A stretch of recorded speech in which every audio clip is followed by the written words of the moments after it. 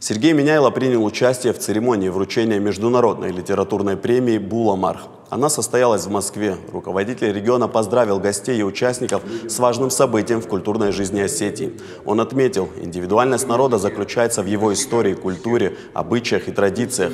Язык в этом вопросе играет основополагающую роль. Президент Южной Осетии Анатолий Бибилов подчеркнул важность проведения мероприятий, способствующих развитию осетинского языка. Диплом первой степени получила главный редактор литературно-художественного и общественно-политического журнала «Махдуб» Оксана Хитагурова. Награды ее удостоили за цикл рассказов в жанре осетинской национальной прозы. Диплом второй степени вручили поэту и публицисту Валерию Гасанову за цикл произведений, написанных в жанре осетинской национальной прозы.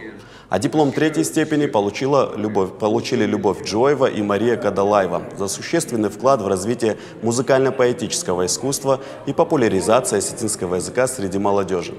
Кроме того, впервые ввели номинацию для авторов, пишущих на русском языке.